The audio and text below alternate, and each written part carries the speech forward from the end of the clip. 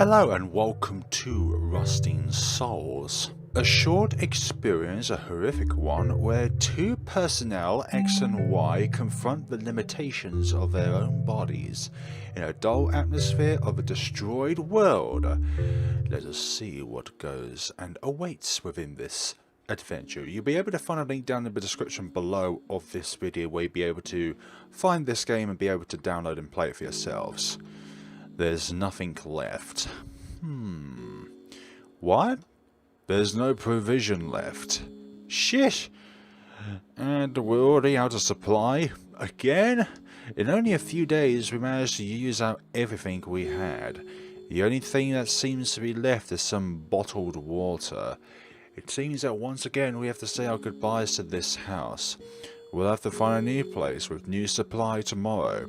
If they have supply. I sit on the couch. This house managed to keep itself up after the disaster. That's pretty rare. It was hidden deep in the forest. Maybe no one found it. I say no one find it. It was a well-deserved break after the long way we had to do to get here. We stopped here because of a river that was nearby. The laundry was drying upstairs. During a smaller moment, I was about to say small amount there, I let my organic eyes stare at the dusty floor. The marks of our passage was indeed visible. Nothing here seemed to have changed in a while. Hey! She screamed from upstairs. Yeah? There's still a lot of water in barrel, maybe more than we can carry. I don't know about you, but I could really use a shower right now. You want to take a shower? No, of course not, we'll rust. Get upstairs, we'll clean ourselves with some washcloth. So we're two female androids. Honestly, I didn't want to. Never liked being washed. Letting my body in the hand of other, letting them having some sort of power on me. Doesn't seem like I have a choice though. She's right, we need to wash ourselves, stay healthy and functional. Okay, I stand up and go upstairs. And I'm not making up the part about them being androids or cyborgs. Meet X the protagonist and meet Y the cyborg. Here we are. Get comfy. I know what she was about to do and I didn't like it. She leaned toward me with her mechanical hands and detached my leg. The loud click sounds made me shiver. She did the same with my other leg. I know you hate that. I'll try to be as fast as I can. Here I am just laying on a bed without my legs. Of course I can always use my arms to move, but well, I won't go far without my legs. Like most of the survivors, I'm a cyborg. Half human, half machine. Still soul intact though, but rusting. In my case, I consider myself lucky, because only one of your legs is cyborg. My body, like everyone else, has some artificial joints at multiple locations of my body, even though it's to get some of my organic parts together. Except for my legs, I'm almost fully human. It doesn't seem to be the case for Y. She seems to be almost fully robotic. I'm not even sure if her brain is organic. What's left of her humanity is her soul, at least I hope. She and I have a very different point of view on what humanity should look like now. She wants the organic human to disappear and robotic human to take his place. She thinks that being robotic is our way to go beyond humanity. But I think that going beyond our humanity will also mean losing it in the process. Whether you call it evolution or not, that is up to you to decide. I dream of an easier life, far away from technology. We always rely on technology some way or another. Even if it's not electronic, it's still considered technology. I will never tell enough good about the simpler human life we used to have. For her and I, those dreams seem to be so far away. We're just two survivors now. Alive, but why so? I'm done with your legs. You just need to wait a bit for the cleaning products to take effect and I'll plug them back to ya. I'll clean you in the meantime. Okay, be careful with my head. Don't worry, I'm getting used to it. Getting used to it. It's almost like there was an incident a previous time. She stood on bed, went behind me, and put her leg around me. She looked like a spider. I put my arms around her neck, and she carried me to the bathroom. I felt her heartbeat under her cold, metallic skin. She made me get down on her back and removed my warmth wear. She put me on my back in the bathtub. To avoid getting her arms too wet, she covered them with a plastic wrap. She made the water run and with a wet washcloth, washed me. I was surprised to feel her mechanical fingers slick on my skin. I hated that. I was really happy when it was over. I could get my legs back and get dry. It was my turn to wash her now. And Y hopped on the bed and turned off. Okay. Betty Boys it is then. Betty Boys it would be. Her body could turn off whenever she wanted. I firstly took her legs off and stored them in the garage. It was the best place for that, and it's better to wash her piece by piece. It's a lot more secure that way. I went back to the room and get her head and arms. Okay, I remove her arms first. I still feel uneasy when I have to clean her head.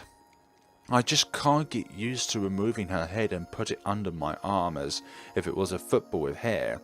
Once everything is in the garage, I simply have to clean it perfectly to avoid her to rust. She taught me how to do that. I simply need to apply it. She is trusting you to do this. Once done, I let her limbs dry. I was about to clean her bust, and then I undressed her and put her in the bath. I couldn't help but look at her breast. It's way bigger than mine. I looked away, embarrassed.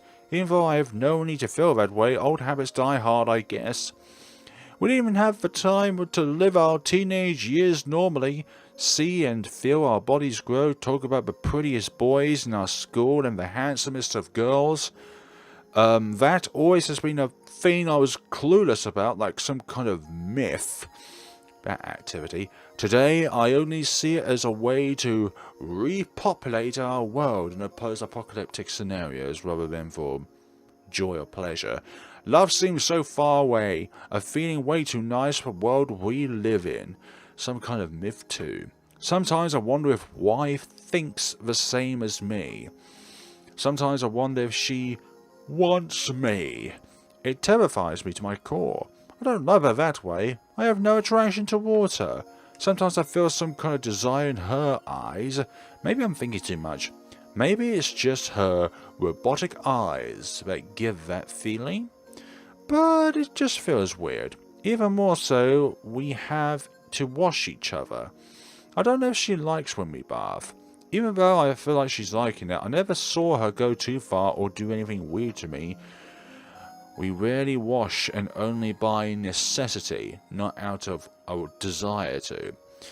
A desire to survive, that is. Anyway, actually, yeah, desire to survive, yes. Desire to any other ways, no. Anyway, I really don't like thinking about those things, so stop talking about it if you don't like thinking about it. But then again, it's kind of important to ponder over. I finished washing her body and get her back together. And I pressed the button behind her ear to turn her back on. There's still soap near my eyes. Thanks. She stood up, examined her body, and gave me a huge smile.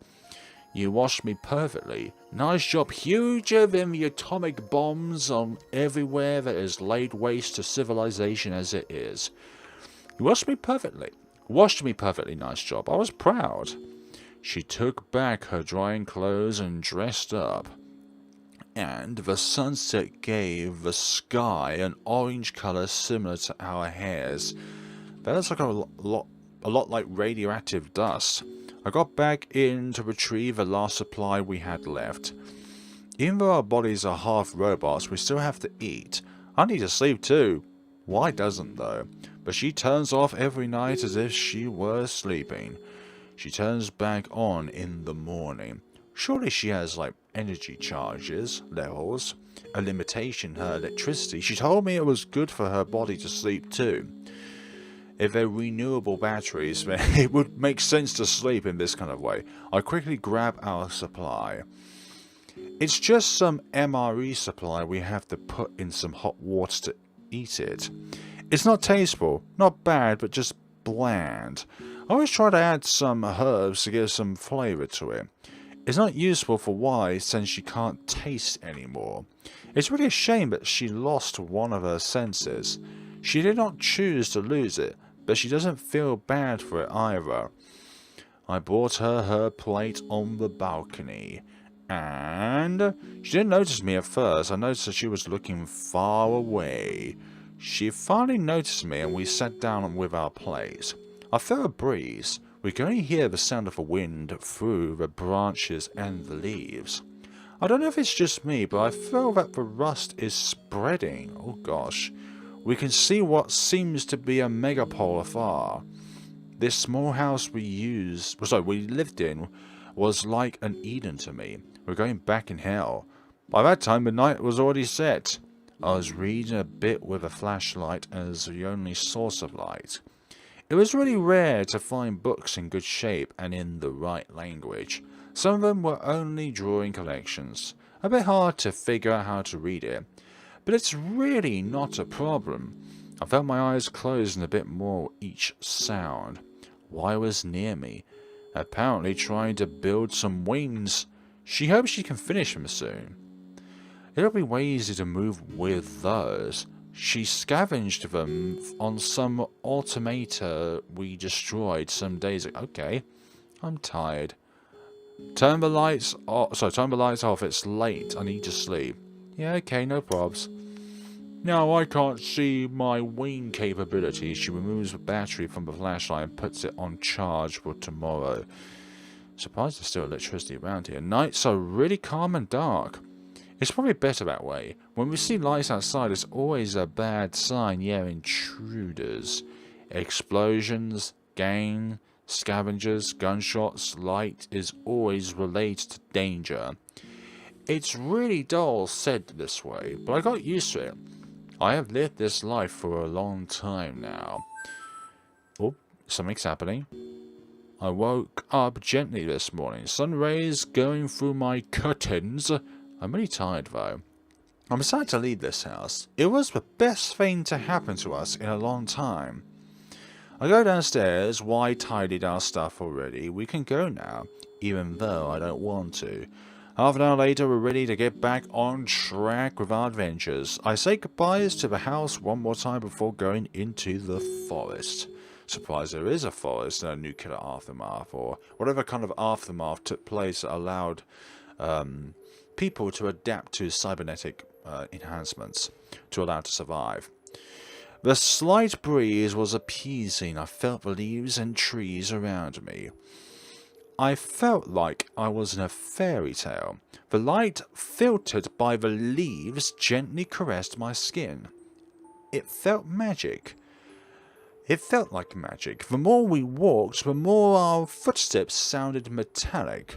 The hum of the city's entrails was now a pervasive background noise. And we finally arrived in the first suburbs. Our goal was to reach the city top and those tall towers. We'll get a pretty good view from up there. We got through the suburbs pretty quickly. These are generally areas that are less affected by damage of the disaster. Apart from the usual damage, not much seems damaged. What exactly happened? Because it doesn't look like a nuclear holocaust actually happened here. It's almost like some kind of natural disaster or some kind of third-party invasion. We finally arrived in front of one of the towers. This one was not that damaged. Some of the towers collapsed a long time ago. Going through them is really hard and dangerous. The fact that our legs are not organic really helps here because of tiredness. I showed me one of the tower. It seems to be like what we were looking for. What awaits at the very top? It's a hotel. It was good to know. There's always a ton of resources in hotels, if they were not ransacked already. The elevator, no surprise, does not work. Well, there's always the manual option. The staircase seems in pretty good shape, though. We should climb. Come on. We have to get to the top of the building. It's safer to go up. We can see the whole city from up here. There. Up there. We climb the staircase. I can't remember what floor we're in. We're on. I stopped counting after the 20th-ish floor. Sometimes the stairs were in pieces, and we have to climb directly to the next floor by the strength of our arms. We stopped about 10 floors away from the roof. Not being directly on the roof will help us be more discreet when we use our lights. There's a room here. About the room. I'll move our stuff here then. 2 beds. Perfect. I'm going to try to find some food around here. I'll be right back. Okay, I'll check the roof. And off we go. Most of the rooms were left intact on the highest floors. When I came back, one was missing. I was gone for a while. There's no reason that anything happened, but I'd like to be sure. She's probably not far away. I get my batteries, attach them to my belt, and eject just one to make sure I don't run out. In addition to eating, we must be sure not to run out of energy for our mechanical parts. The slight electric shock woke me up in an instant. I left the apartment. She was supposed to be on the roof. Maybe she's just taking her time? I climbed slowly and finally arrived on the roof. And there she is. Y was lying on her tummy. She is okay for sure. She was staring at something. I walk up to her. No reaction, she's frozen. Her eyes were in binoculars mode. Look! She detached one of her eyes and lent it to me. The technology used for her eye allows it to use it as some kind of telescope. I try to see what she was observing. There's some activity in the park. Further in the city top. It's an animal. It seems alone. He turned back suddenly. It was a man. A shiver ran through my body. I had been waiting for this moment for a long time. We need to check on him. She didn't move. Since the time I've been looking for it, this may be the right one. What do you mean? Repopulate Earth. This BS again? Listen, we've already talked about it. I want to dedicate my body to repopulate Earth. If you think your small body and a male can fix a situation, the whole mankind is in your ribs are stupid. So what, we leave this male like that? That doesn't solve problems. What's wrong with you? We don't even know if he's a threat to us. Shut it. All I want is to take his members. We're not far from a scientific city, so my goal is to create a second body for myself. I feel like mine won't last much longer, and nothing is better than the organic mechanical mix. No. Unsettled, I stepped back and scurried towards the door. Why? You love me, right? Useless to keep it a secret any longer? And silence. Yes. And it's unrelated to what I think about the situation. It's not like by killing him that you'll make me love you. Either way, you got another problem. I don't want to listen to you anymore. Leave me alone. Wait. He's a human, but he's got no humanity in him. I've been looking at him for a bit now. He behaved like an animal. Come look. Fine. I take a look through her eye reluctantly. Look! I look at the man once again. I just noticed that he was... Yep. He was standing on all fours.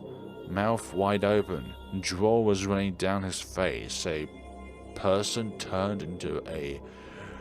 feral dog of sorts. The only bit of civilization left in him was his mechanical joints between his limbs, okay? He really was a man before the disaster, but he seems to have lost it. He looked so lost and confused. A shiver went down my spine. You really want to save this fiend and make a family with him to repopulate the world? Do you really think that's even possible? Taking it upon myself, I head towards the staircase. In any case, I'll go see him. He's probably the only male alive left around here. Your male doesn't seem to be that human now, does he? Way more than you'll ever be. Wow. Good. Go ahead. If you want to blank that human-like thing, then go ahead. Don't count on me if you have any problem down there. Well, guess what? I'm robotic in my own ways. Even though she clearly disapproved of my choice, I head downstairs. The male was only a few streets away from here. It shouldn't be long. I arrived at the park where we first saw him. I think I'll just talk to him directly. It's not a machine. It's a human. He doesn't have pre-registered answers. I can have some real talk with him.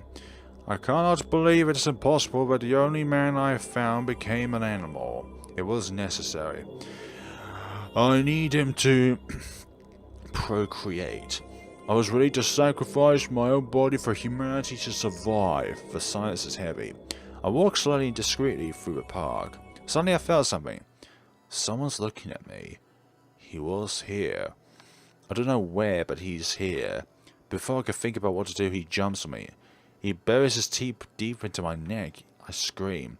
The pain and the fear invade my body. I was stuck in this woman's body. Not weak and fragile. My human body was not enough to get him out of me. I was going to end up killing the only savior of humanity left. A human who kills mankind? How comical. I hear bones break. Am I dead? No, that's him dead. And the man wasn't moving anymore. Why removes him from me? He had a big hole where his lung was supposed to be. Oh dear, did you impale him? Y's right hand was covered up with blood. Yep, impalement. She killed him.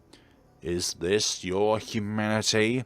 Is this what you were defending? The return of humankind? My eyes are not mechanical. My cries were getting louder.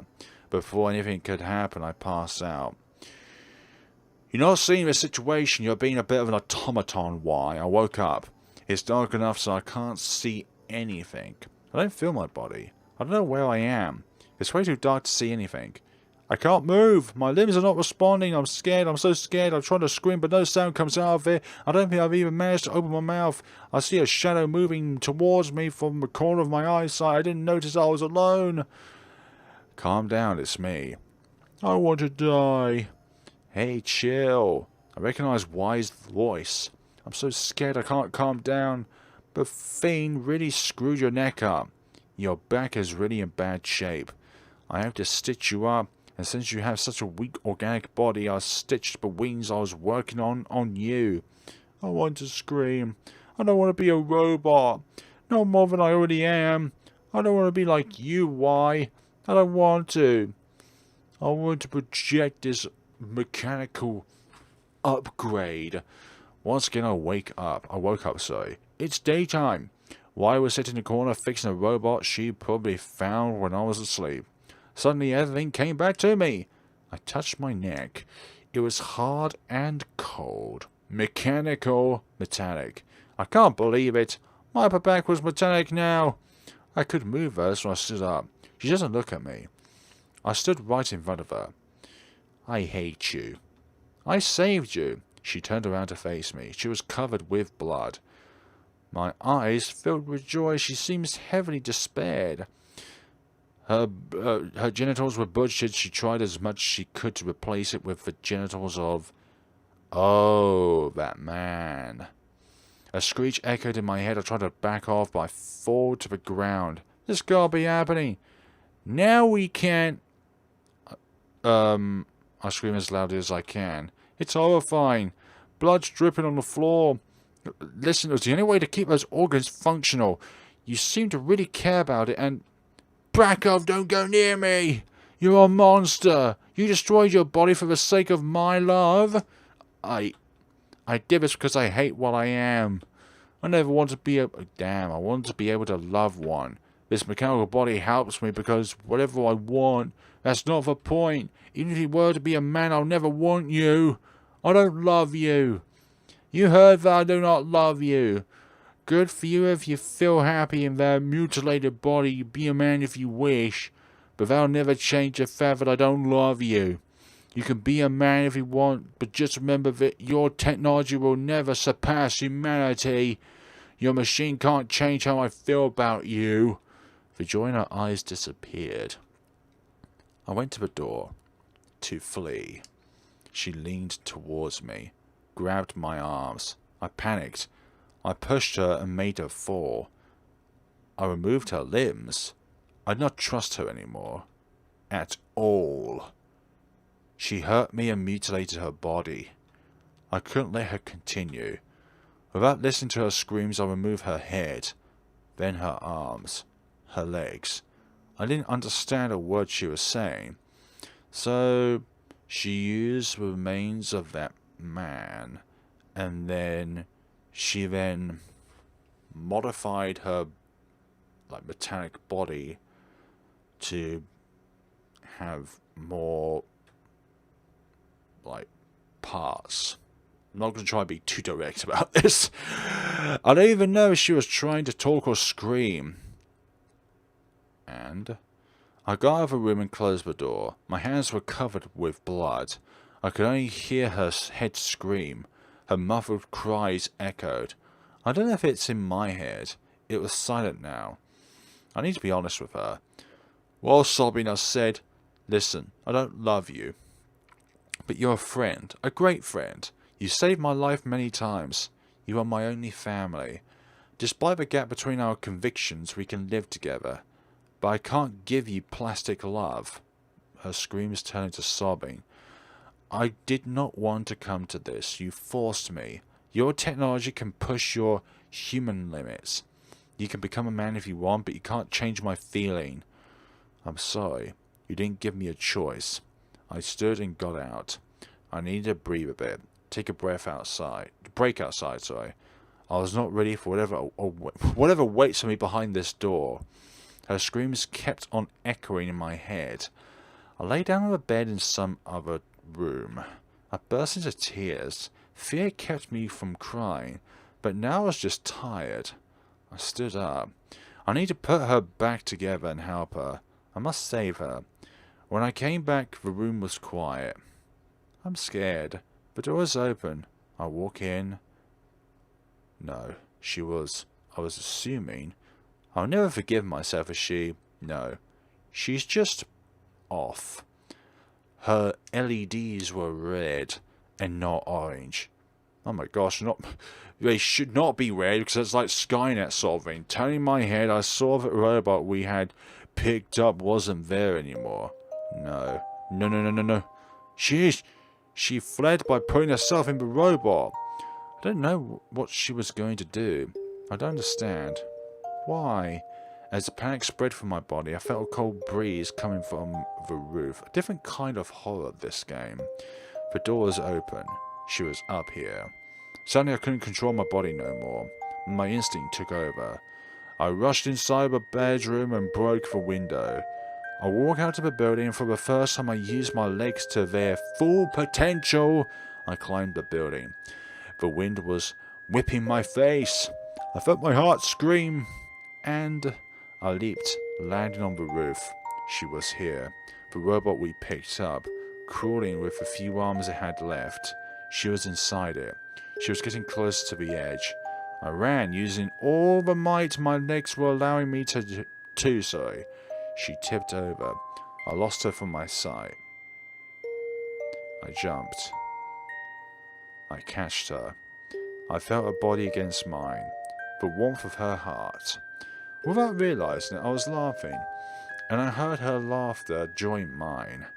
We were laughing together. A cry of true joy, free of melancholy. I felt the ground getting closer. Within a few moments, we will be no more. Damn. Oh, suddenly I felt my wings opening. I closed my eyes, hoping that they would be strong enough to lift both our souls. Are they indeed strong enough?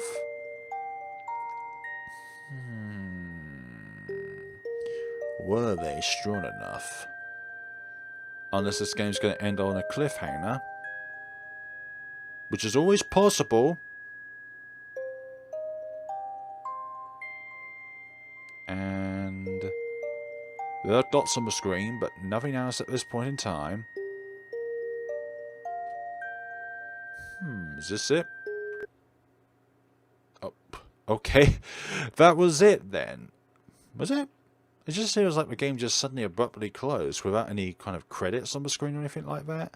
Now I went through the game again and that was it. Quite a cliffhanger there at the very end though, because they make you question as to what happened between the two. Did the wings save them, or were the wings not strong enough so that they crashed down to Earth anyways? But there was a nice little story going on there between those two, and it's a rather more question as well about like your current circumstances and what you could do with your current circumstances, because your time is rather limited and the availability to be able to do stuff is very limited because of the disaster that happened. Still, the disaster itself is rather open-ended as well, because it's not stated anywhere at all about the calamity that happened throughout the world, like what exactly happened, and like the human race must be quite advanced in order to be able to